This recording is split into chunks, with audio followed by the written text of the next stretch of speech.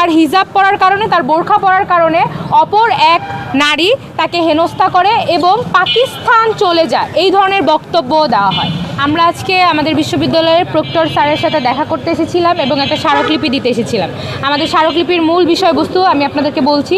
Curzon হলে নারী শিক্ষার্থী হেনস্থা, 2 সহকারী প্রক্টরের হাতে শিক্ষার্থীর ব্যক্তিগত ফোন তল্লাশি এবং এক শিক্ষার্থীর হিন্দু জনগোষ্ঠীর বিরুদ্ধে জাতিগত নিধনের হুমকি সহ সাম্প্রতিক ক্যাম্পাস সংক্রান্ত ঘটনাগুলো সমাধানের দাবিতে আজ আমরা এখানে এসেছিলাম। বন্ধুগণ, আপনারা জানেন যে সাম্প্রতিক সময়ে 3টি তদন্ত কমিশন ঢাকা বিশ্ববিদ্যালয় প্রশাসন গঠন করেছে। তার মধ্যে একটি ছিল হচ্ছে, আপনারা জানেন যে কার্জন হলে এক নারী শিক্ষার্থীকে হেনস্থা করা হয়, এই বলে সে অভিযোগ এনেছে এবং তার অভিযোগ ছিল মূলত যে তার হিজাব পরার কারণে, তার বোরখা পরার কারণে অপর এক নারী তাকে হেনস্থা করে এবং পাকিস্তান চলে যায়, এই ধরনের বক্তব্য দেওয়া হয়। এটার বিষয়ে আমরা এই ঘটনার অভিযোগের প্রেক্ষিতে আমরা এই ধরনের অভিযোগের তীব্র নিন্দা এবং প্রতিবাদ জানাই এবং আমরা প্রশাসনকে কাছে দাবি জানিয়েছিলাম যেন অতি দ্রুত তদন্ত কমিশন গঠন করে এর বিচার করা হয় এবং সিসিটিভি ফুটেজ চেক করা হয়। কিন্তু এই ঘটনার প্রায় 1 সপ্তাহের বেশি সময় পার হয়ে গেছে, এখনও আমরা জানি না যে তদন্ত কমিটি গঠন করা হলো তার আপডেট কী। আমরা জানি না যে সিসিটিভি ফুটেজটা বের করা হয়েছে কি হয় নাই। আজকে প্রক্টর স্যারের সাথে কথা বলে আমরা জানতে পারলাম যে এমন কোনো ধরনের সিসিটিভি ফুটেজ, প্রমাণ বা প্রত্যক্ষদর্শী এখন পর্যন্ত পাওয়া যায়নি। আমরা দাবি জানাচ্ছি যেন প্রশাসন এই তদন্তটা দ্রুত গতিতে করে এবং এটার আপডেট শিক্ষার্থীদের সামনে আনে। কারণ আপনারা ইতিমধ্যে জানেন যে এই ঘটনার নানা রিয়াকশন সোশ্যাল মিডিয়াতে ঘুরছে এবং নানাভাবেই কিন্তু এটার মোড় নিচ্ছে। শিক্ষার্থীদের নিরাপত্তার স্বার্থে আমরা বারবার জানাচ্ছি যেন তদন্ত কমিটির যে কাজ সেটাকে ত্বরান্বিত করা হয়। আরও একদিকে আমরা বলতে চাই যে ফিজিক্স ডিপার্টমেন্টের এক শিক্ষার্থী কিছুদিন আগেই সোশ্যাল মিডিয়াতে হিন্দু জাতিগোষ্ঠীর মানুষকে, হিন্দু ধর্মাবলম্বী মানুষজনদেরকে নিধনের একটা এক্সট্রিম বক্তব্য, আপনারা জানেন সবাই টিএমডি নামে পরিচিত, সেই বক্তব্য সে দেয় এবং এটার অভিযোগ যখন জগন্নাথ হলের শিক্ষার্থীরা নিয়ে আসে তখন সেই অভিযোগের প্রেক্ষিতে একটা তদন্ত কমিটি গঠন করা হয়। আমরা এখনও জানি না যে এই কাজের তদন্ত কতদূর এগিয়েছে। কিছু তদন্ত খুব দ্রুত আগালেও এই ধরনের ঘটনাগুলোর তদন্ত কিন্তু আগাচ্ছে না, বরং এই ধরনের ঘটনাগুলোকে কেন্দ্র করে নানা ধরনের সাম্প্রদায়িক উস্কানি কিন্তু আমরা দেখছি যে ফেসবুক, সোশ্যাল মিডিয়ার মাধ্যমে ছড়িয়েই পড়ছে। সুতরাং বিপ্লবী ছাত্রমোর্চা ঢাকা বিশ্ববিদ্যালয় শাখা আজ প্রক্টরের কাছে যায় এবং তাদের কাছে দাবি জানায় যেন এই তদন্ত কমিটির কাজ কতদূর এগিয়েছে সেটা যেন সবার সামনে তারা আনে এবং প্রেস কনফারেন্স করে ঢাকা বিশ্ববিদ্যালয়ের শিক্ষার্থীরা এবং যারা এই ঘটনাকে ফলো করছে সবাইকে জানানো হয়। বন্ধুগণ, তার পাশাপাশি আপনারা জানেন যে কিছুদিন আগেই শাহবাগ মোড়ে ঢাকা বিশ্ববিদ্যালয়ে ত্রিপলি ডিপার্টমেন্টের এক শিক্ষার্থী, সিএসসি ডিপার্টমেন্টের এক শিক্ষার্থীর ফোন চেক করে হচ্ছে আমাদের 2 জন অ্যাসিস্ট্যান্ট প্রক্টর এবং তাকে হেনস্থা করা হয়, তাকে জিজ্ঞেস করা হয় যে কোনো দল করো কি না।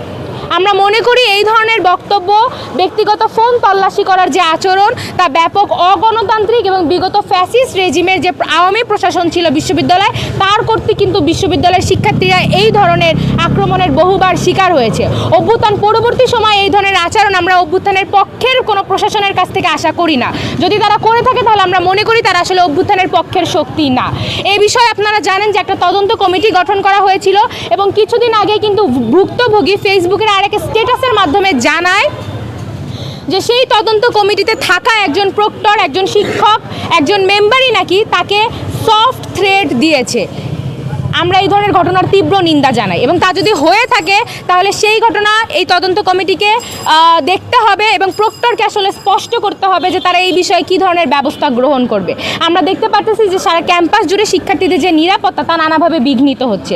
এই নিরাপত্তা বিঘ্নিত হচ্ছে হল প্রশাসন কর্তৃক, বিঘ্নিত হচ্ছে আমাদের প্রক্টোরিয়াল বডি কর্তৃক, যারা কিন্তু আসলে শিক্ষার্থীদের গার্ডিয়ান হওয়ার কথা। কিন্তু একই সাথে আমরা আবার দেখতে পাচ্ছি যে শিক্ষার্থীদের নিরাপত্তার নামে নানা ধরনের স্ট্যান্ডবাজি আমাদের ঢাকা বিশ্ববিদ্যালয়ে যে ছাত্র সংসদটা আছে তার কর্তৃক আমরা দেখতে পাচ্ছি, যেখানে আমাদের প্রতিনিধিদের হাতে লাঠি এবং তারা সেখানে নিরাপত্তা বিশেষ করে নারী শিক্ষার্থীদের নিরাপত্তাকে উল্লেখ করে তারা যাকে তাকে লাঠি দিয়ে পেটাচ্ছে এবং বিভিন্ন ধরনের বেআইনি কাজ করতেছে।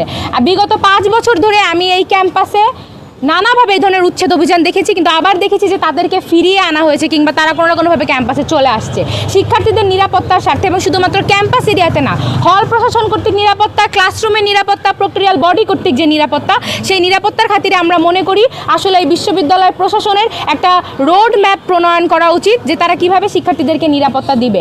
একই সাথে সমাজ কল্যাণ অধিদপ্তরের সাথে বসে তাদেরকে প্রেশার প্রয়োগ করে যেন কোনো ধরনের ভবঘুরে কিংবা যে দোকানগুলো রেজিস্টার্ড করা না, তারা যেন আবার এই বিশ্ববিদ্যালয়ে ফিরে আসতে না পারে সেই ব্যবস্থা গ্রহণ করতে হবে। কোনো ধরনের স্ট্যান্ডবাজির নাম করে বেআইনি কাজ করা এবং পরবর্তী থেকে সেটা শিক্ষার্থীদের নিরাপত্তার খাতিরে করছে, এই ধরনের এক্সকিউজ ব্যবহার না করার ক্ষেত্রে আসলে বিশ্ববিদ্যালয় প্রশাসনের দায়িত্ব ডাকসুকে জানানো, তাদের সাথে বসা এবং তাদের এই ধরনের বেআইনি কাজকে আসলে শোকজ করা। একই সাথে আমরা প্রক্টরকে জানিয়েছি যে কিছুদিন ধরেই যখন আমরা এই উচ্ছেদ প্রক্রিয়া, আমি আবারও স্পষ্ট করছি, উচ্ছেদ প্রক্রিয়া যেভাবে হচ্ছে তার প্রতিবাদ এবং তার সমালোচনা যখন বিশ্ববিদ্যালয়ের শিক্ষার্থীরা করছে, বামপন্থী শিক্ষার্থীরা করছে, তখন ঢালাওভাবে ডাকসুর প্রতিনিধিরা তাদেরকে মাদকাসক্ত, চাঁদাবাজ এবং মাদক ব্যবসায়ী বলে সোশ্যাল মিডিয়াগুলোতে তাদের অফিসিয়াল আইডি থেকে ডিফেম করার চেষ্টা করছে। এই ধরনের আচরণকে আমরা ব্যাপকভাবে অগণতান্ত্রিক এবং ফ্যাসিবাদী মনোভাবধারী বলে মনে করি এবং বিগত দিনগুলোতে আমরা দেখি যে ছাত্রলীগ বিরোধী শক্তিগুলোর সাথে এই ধরনের আচরণ করেছে। সুতরাং ক্যাম্পাসে গণতান্ত্রিক পরিবেশ নিশ্চিতকরণের ক্ষেত্রে প্রশাসনের বর্তমানে দায়িত্ব। এই যে আমরা অভিযোগগুলো নিয়ে গিয়েছি ডাকসুর বিরুদ্ধে এবং সেই প্রতিনিধিরা যারা কোনো প্রমাণ ছাড়া অন্যান্য বিরোধী শক্তিগুলোকে নানা ধরনের ট্যাগিং করছে, তাদেরকে আসলে শোকজ লেটার পাঠাতে হবে, তাদেরকে জবাবদিহিতার আওতায় আনতে হবে এবং সকল বেআইনি কাজ ক্যাম্পাসে বন্ধ করার মাধ্যমে শিক্ষার্থীদের জন্য একটা নিরাপদ ক্যাম্পাস গড়ে তুলতে হবে। ধন্যবাদ সবাইকে।